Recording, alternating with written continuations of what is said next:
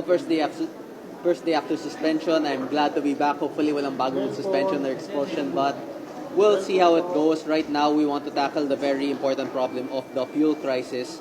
And I like to push for my VAT abolition bill. Gusto din ni Kong Leviste is yung VAT reduction, VAT abolition. Those are both very necessary, especially considering now na hindi na economically sustainable yung work ng public transportation sector natin. Lalo na sa amin dun sa Cavite, in Dasmariñas, the tricycle and jeepney drivers are having a very hard time since expected now within this week there might be another possible price increase. So are you worried about getting Not really.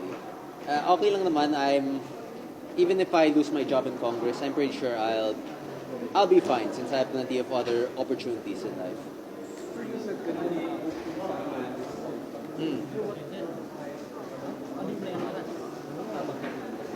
Hindi. Okay. Regarding sa expulsion, I just saw it on the news. I don't have much information on it, pero if ever na may expulsion or may suspension ulit, then we'll just see how it goes.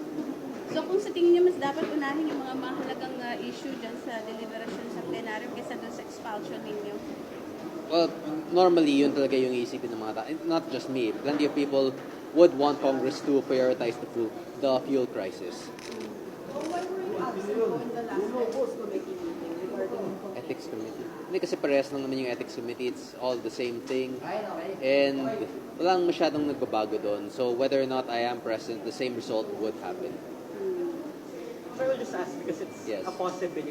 If you get expelled, just in that scenario, what does that say about Congress if they drop you from the rolls, if they expel you today? Well, we'll just...